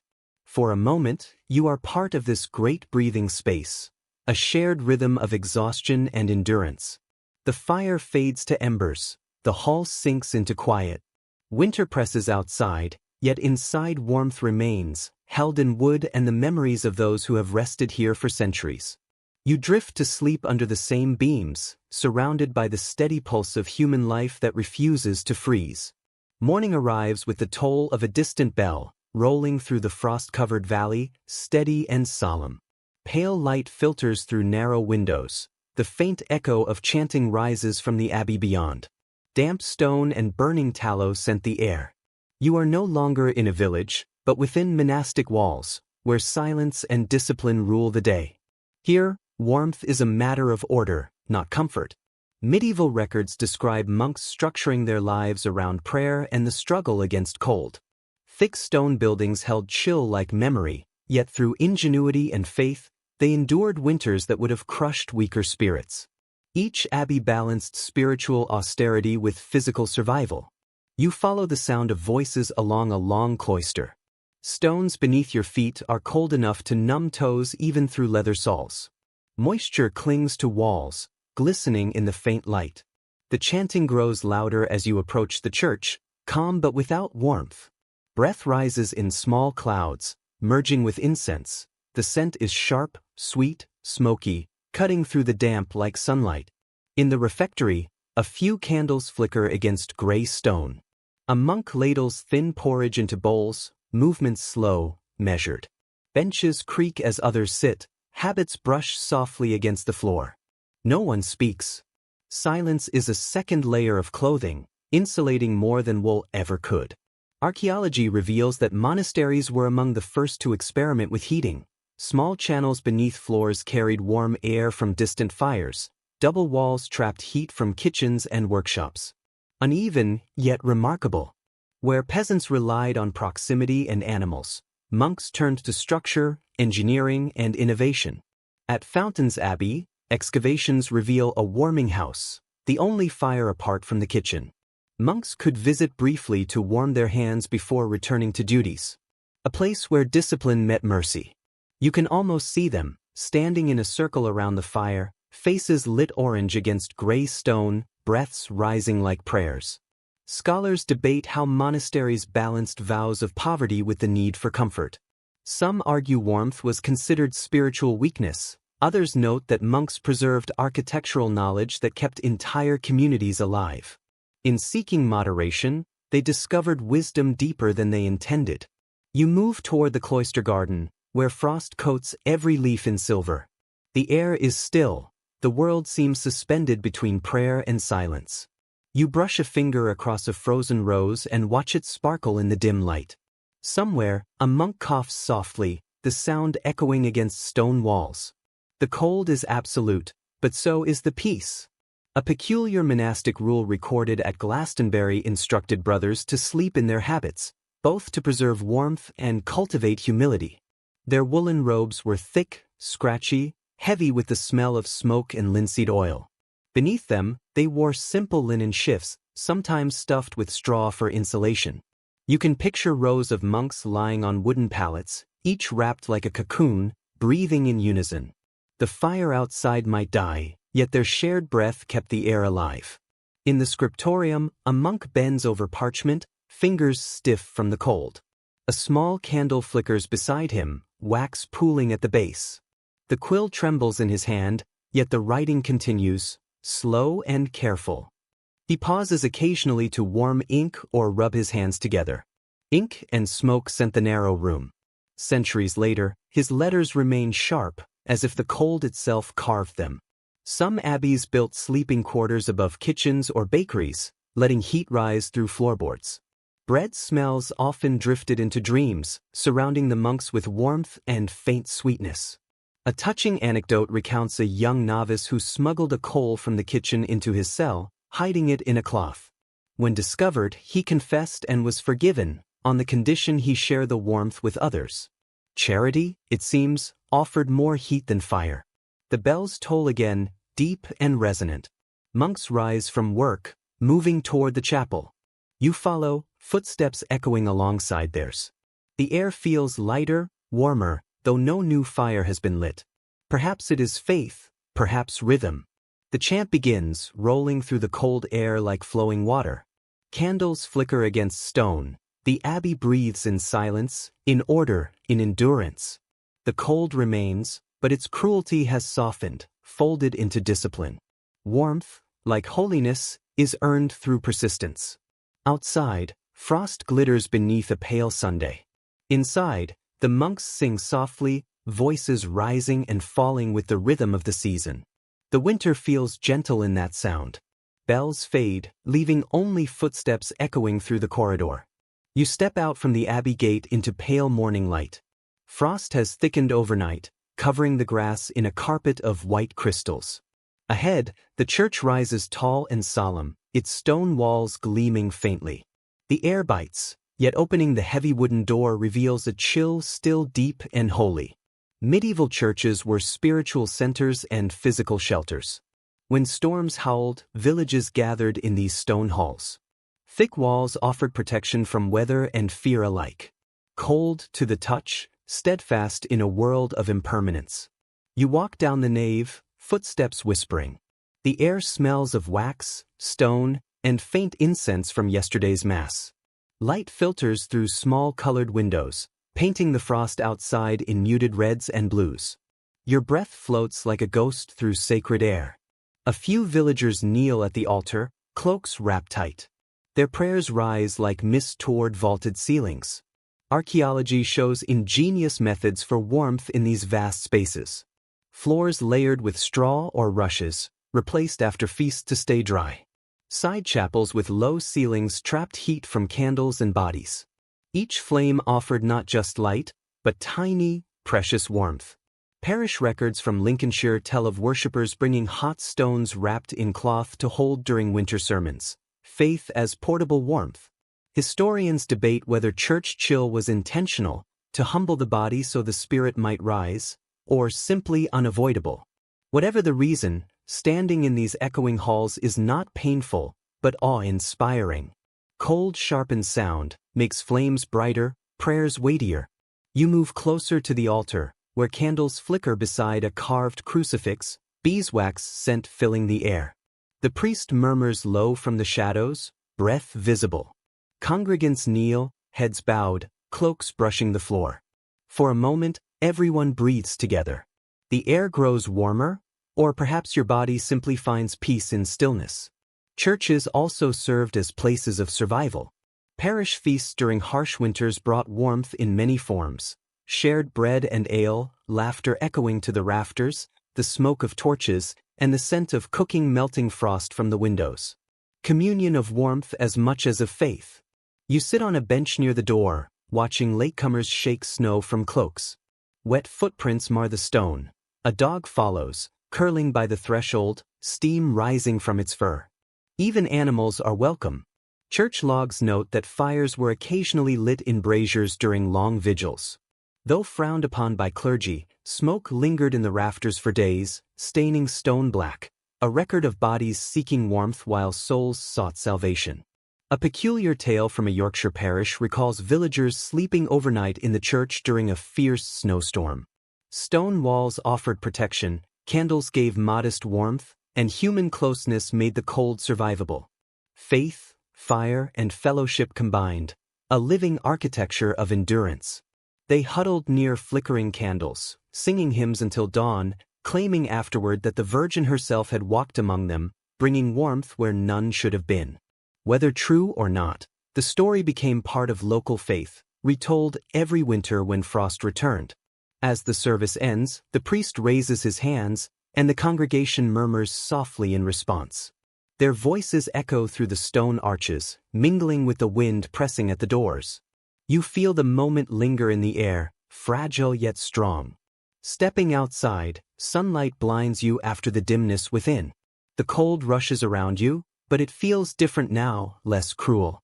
Behind you, the church stands silent, its windows glowing faintly like embers in daylight. It is more than a building, it is a furnace for the spirit, its heat invisible but enduring. You walk down the path toward the village. The air carries distant hammers and laughter, the rhythm of life continuing beneath the pale sky. The church bell rings again, its voice rolling across the land, reminding all that warmth, faith, and endurance often share the same sound. The snow begins to melt as you leave the countryside. The road turns to a ribbon of mud, the smell of smoke thickening. Ahead, the town rises through the mist like a forest of roofs. Narrow houses lean together above crooked streets, their upper floors nearly touching. Bells mix with the creak of carts and chatter of voices. In the cramped heart of the medieval town, shelter takes on new meaning. Municipal records from the 14th century show that townhouses were narrow but tall, pressed tightly against neighbors. Lower floors housed shops or workshops, upper rooms for sleeping and storage. The warmth of daily life gathered in the walls, often seeping from one household to the next. Crowded as they were, these houses trapped heat far better than open cottages. Beneath a timbered archway, the smell of bread and tallow candles fills the air. Chopping wood and boiling water spill from open doors. The street hums, noise bouncing between closely packed buildings. When you touch the plaster wall beside you, it feels warm. Behind it, a hearth burns, smoke curling through the chimney like a heartbeat into the sky. Archaeology confirms that this density became insulation. Narrow streets blocked the wind, overlapping roofs formed tunnels where rain rarely reached the ground. Every crooked turn, every shared wall, an answer to the cold. A curious record from York describes neighbors building connecting doors between attics, allowing warmth and gossip to pass freely. During the harshest winters, entire rows of houses became a single shared shelter, their occupants bound by necessity rather than friendship. You imagine laughter and grumbling traveling through upper rooms, carried on air thick with smoke and stew. Inside one townhouse, a family gathers around a small hearth. The room is narrow, ceiling low, yet the space hums with heat. A pot of barley and cabbage bubbles on the fire. Shuttered windows are covered with oiled cloth. The only light comes from flames and a small tallow lamp on a shelf. The warmth reaches your face immediately, soft and close. Merchant ledgers record that city dwellers burned coal earlier than the countryside, transported along rivers. Its heat was steady, but the smell sharp and sour, clinging to hair and clothing. Chroniclers in London complained that coal smoke blackened the sky and made air bitter, but no one gave it up. Warmth was too valuable. Some historians debate whether city life truly offered more comfort than rural living. Townhouses held heat better, yet the air inside often became foul, heavy with soot and breath. Fires were kept small to conserve fuel, smoke lingered in low rooms. Yet people adapted, balancing warmth and ventilation, survival and comfort. You climb a narrow staircase to a loft above. The air thickens as you ascend. In the attic, 2 children sleep under wool blankets, faces flushed pink. Roof beams creak softly in the wind. Outside, distant bells drift through cracks. The city hums even at night, a lullaby of wheels, hooves, and laughter. Civic ordinances describe heating walls with flue, vertical channels beside hearths carrying smoke upward while warming plaster. Slowly, this became a primitive form of central heating. You feel the faint pulse of warmth in the wall beside you, as if the house itself is breathing. Below, the mother stirs the pot, adding dried herbs. The smell fills the room, rich and earthy. The father repairs a wooden shoe by the fire, hammer tapping blending with the soft hiss of boiling broth. The scene feels timeless, almost outside history. Orange glow fills the room, a small island of life in the gray city. Outside, voices call across narrow streets. A merchant closes shutters, a woman laughs. The warmth of hundreds of fires merges above rooftops into a haze of smoke, glowing faintly in moonlight. Coal, ash, and bread scents mingle, not clean, but full of life. The city itself becomes a single hearth. Every alley, window, and shared wall forms a living organism built against the cold. The people may not see it, but the city knows. It holds them through frost after frost. You leave the narrow warmth of the main street, following a muddy lane toward the edge of town. The air sharpens, thinner. Merchants, hammers, laughter fade until only wind remains. Beyond the last row of houses, the world feels quieter, forgotten. Here, the poorest live, pressed against city walls, surviving on scraps of warmth drifting outward from others' fires. Even with all these measures, winter in a castle was a constant negotiation with cold. Nobles shivered, courtiers huddled, and servants moved like shadows between hearths. Smoke from multiple fireplaces tangled in the rafters, staining beams black. The scent of burning wood and pitch mingled with tallow from candles, creating a heavy, smoky perfume that clung to clothes and hair. Each breath reminded you that warmth, even in grandeur, was never absolute. In private chambers, the cleverest strategies turned into rituals. A servant would arrive before dawn to lay heated bricks beneath the queen's bed, wrap thick furs around the mattress, and close the heavy curtains just so. The result was a small, stolen island of heat in a sea of stone-cold air. Chroniclers mention that courtiers often timed their meals and ablutions to coincide with the warmth of the kitchens or stoves, as if life itself bent around fire. Even then, it was never quite enough.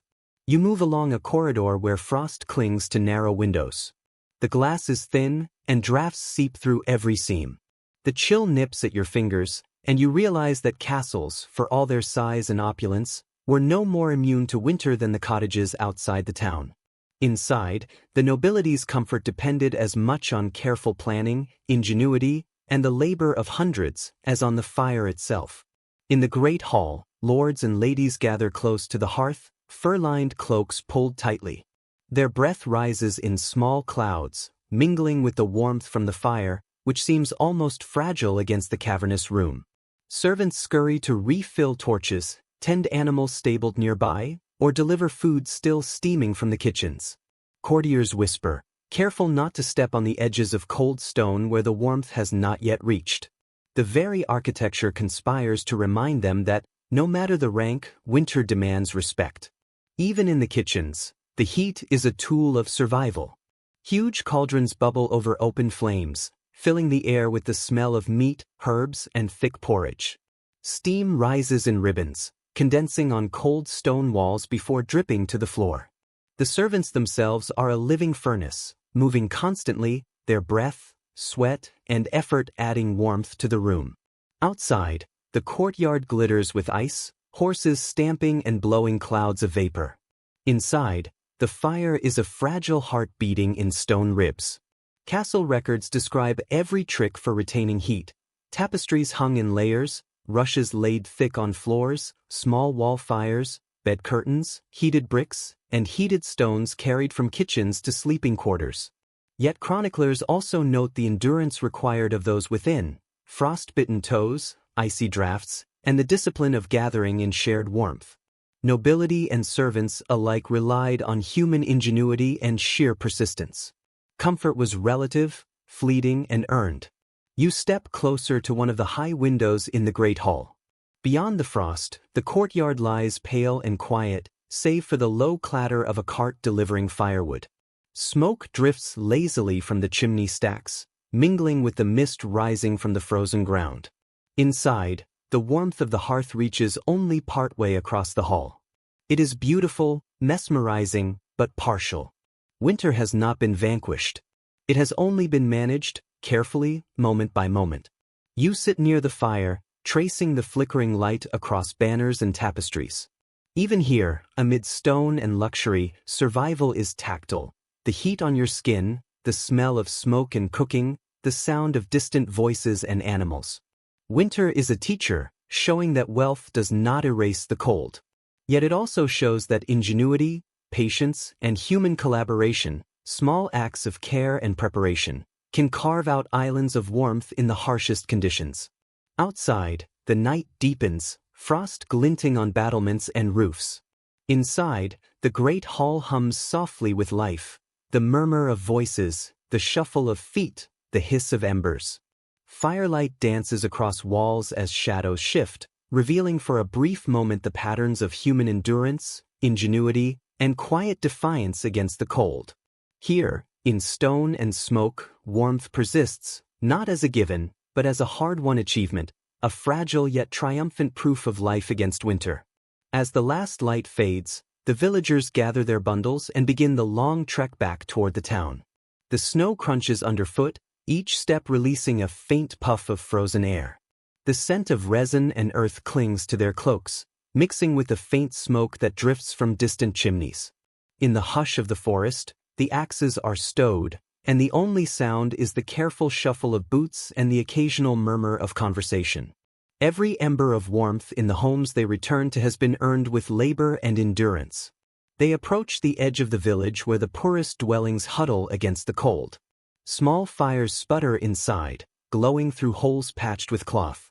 The families there have already begun preparing for nightfall, kindlings stacked, peats laid out to dry near the hearth, children wrapped in layers of wool. Each hearth is a fragile sanctuary, a bubble of life in a world pressed hard by frost.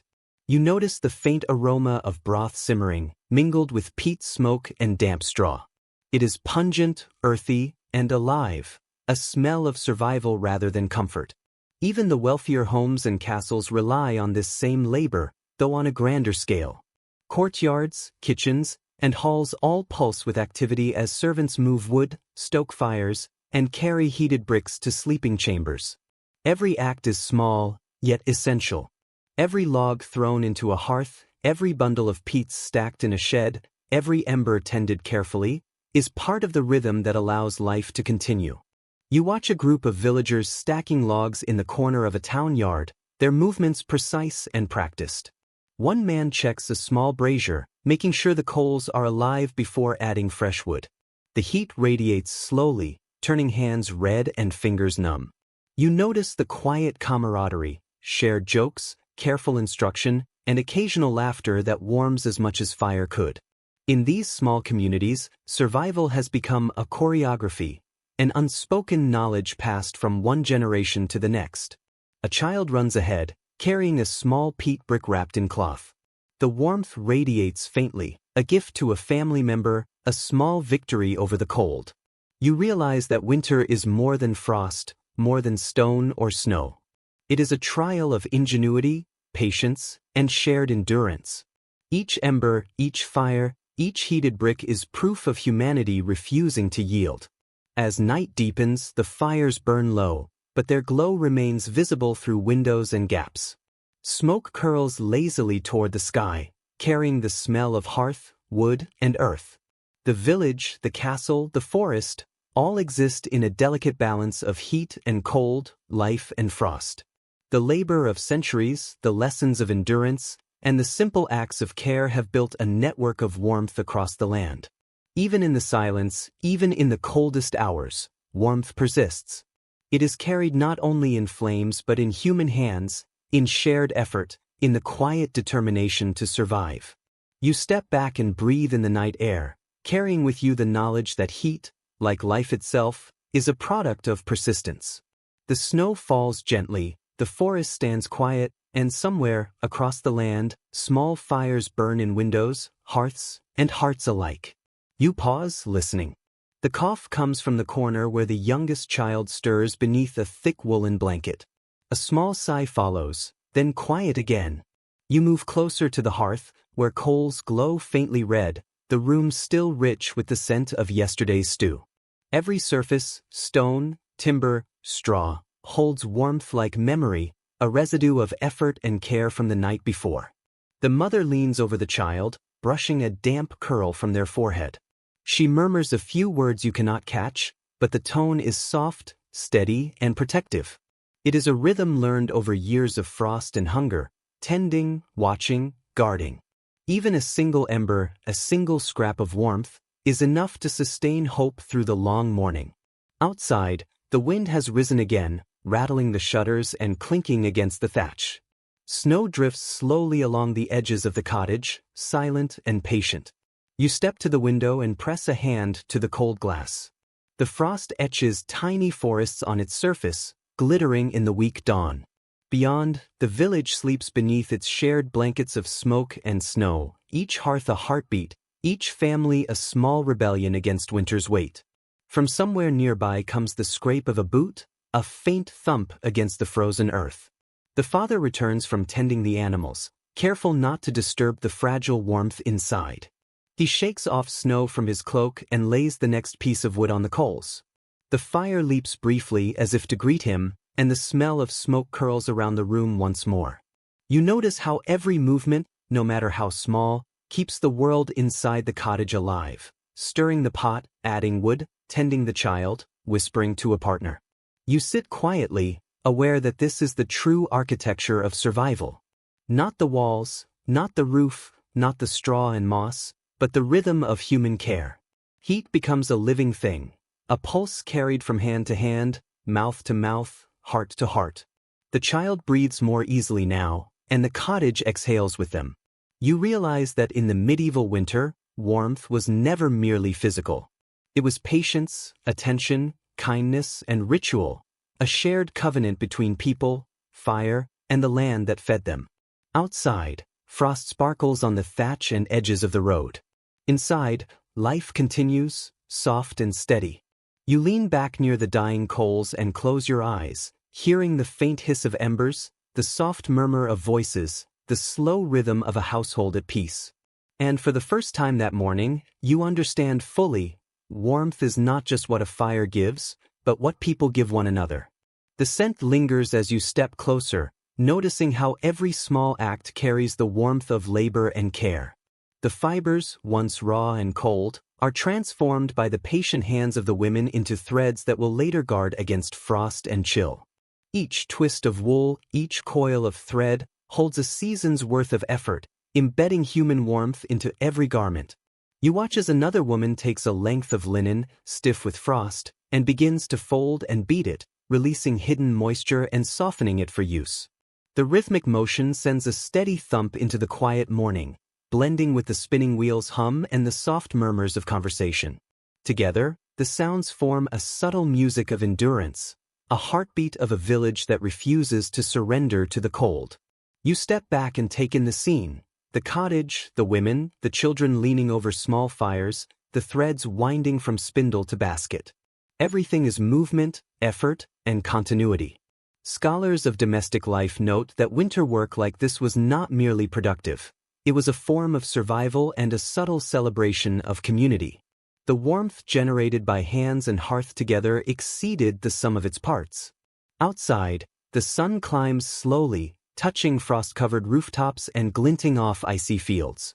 Inside, the cottage is alive with smells of ash, wool, and herbs, a combination that is both medicinal and comforting.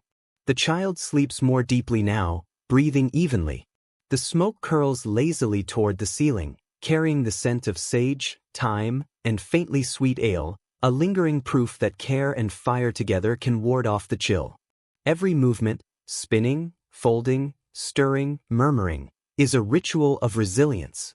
You realize that medieval life, in its fragility, depended on these interwoven acts, threads into cloth, herbs into fire, wood into flame, breath into warmth.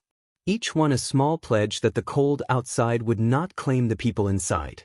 And for a moment, as the morning light touches the cottage, you feel the quiet triumph of human persistence. Life, warmth, and care, spun together like wool on a spindle, fragile yet unyielding. You pause and take it all in, the spun threads hanging near the hearth, the dyed skeins drying slowly, the rushes laid across the floor, still faintly damp but full of life.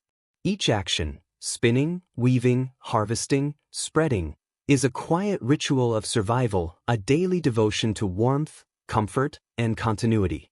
The air hums with movement, the soft thrum of the loom, the hiss of steaming dye, the gentle crackle of the fire, the murmur of voices. It is work and play entwined, necessity made into rhythm. The children scamper between bundles of rushes, their small hands patting them into place, the scent of damp grass mingling with smoke, wool, and faint herbs. Every footstep presses memory into the floor itself a ledger of lives lived, meals shared, and warmth earned. You notice how even the simplest gestures, folding a skein of yarn, patting a rush into place, carry the weight of centuries of practice, passed from parent to child, generation to generation. Outside, the frozen river glints under the brittle winter sunlight, but inside the cottage, warmth gathers not just from fire, but from the accumulated labor, care, and attention. The villagers have woven their survival into the very fabric of the home. Wool, linen, rushes, herbs, hearth. Each element layered atop the last, creating a tapestry of human endurance. The hum of the spinning wheel slows as dusk approaches. Threads are wound, fabrics hung, rushes laid flat. The fire dips low, casting long shadows across the walls. The family gathers closer, the children leaning against parents, hands warm from holding new fibers or stirring the stew. Outside, the frost sharpens in the fading light, but inside the cottage, the air is alive with the scent and pulse of life. In that quiet, you realize, medieval warmth was never just heat. It was movement, ritual, cooperation, and care. It was the threads spun by patient hands, the rushes gathered from frozen rivers, the sweat and breath of bodies working in rhythm. Every corner of the home hums with it. Every heart carries it. And when you step back, you see it not as mere survival, but as a living testament, that even in the harshest cold, humanity could weave a home from patience, persistence, and love. You step outside and feel the subtle pulse of life returning to the village. The snow has softened into mud, the frozen fields glisten darkly with water, and every breath carries the earthy scent of thawing soil. People move with quiet purpose. A woman scrubs a bowl, a child hauls melted snow, men tend to fences and gather last scraps of firewood. Each action is deliberate, each movement a rhythm learned from generations of winters survived. The air hums with the fragile music of renewal, the drip of melting frost from the eaves, the murmur of flowing water, birds uncertainly testing their voices. Even the smoke from the cottages rises differently now, thin, lazy, no longer a suffocating blanket but a gentle veil marking home and hearth. The rushes on the floors exhale their grassy scent into the warming air, the animals stir, and the community collectively exhales along with the land. A small bonfire burns in a thawing field. Dried herbs hissing as they meet the flame, smoke curling upward in invisible prayers. It is both farewell and beginning, the last echo of winter giving way to the first breath of spring. Villagers move through the melting landscape with care and joy, navigating the mud, tending their homes, and celebrating survival in the smallest gestures. Every step, every drip, every thread of smoke carries meaning, endurance, patience, and hope. For a fleeting moment, you sense what medieval life demanded and offered in equal measure. Warmth was never simply fire. It was labor, ritual, connection, and attentiveness to the smallest miracles of the season. The frost will return as it always does, but tonight, for these people and for the land itself, life stretches forward, tentative, muddy, and beautifully alive. You pause on the hill, letting the golden light settle across your shoulders. The village below glimmers like a living mosaic of endurance, smoke curling from chimneys, doors left open to let the season breathe, rooftops catching the last light. The world is soft now, no longer sharp with frost or heavy with ash. Every sound, the drip of thawing water, the faint creak of timbers, the distant murmur of voices, feels measured, deliberate, part of a rhythm that has persisted for centuries. You feel the weight of what you've witnessed. Mothers tending fires, children chasing the sunlight across the rush-lined floors, villagers hauling reeds and wood, weaving warmth from labor and care. These acts, small and quiet, have kept life moving, have woven survival into the very fabric of the land. The cold will return as it always does, but so will human diligence, patience, and hope. In the hush of the moment, you understand that warmth is never simply fire. It is faith in small things, the unspoken care that threads through every day, every hand that tends the hearth, every shared meal, every brick and reed laid down against the cold. It is the echo of lives long past, still burning faintly in the structures and rituals of the living. You take a final breath of the cool, fragrant air. The snow has almost vanished, the river gleams like polished glass, and the fields hum softly with renewal. Close your eyes. Let the quiet settle in your chest. Feel the slow, steady heartbeat of the village, the land, the long story of endurance carried in every touch, every breath, every flicker of flame. The fire inside your thoughts dims to a gentle glow. Everything is still. Everything is warm. Everything at last is quiet.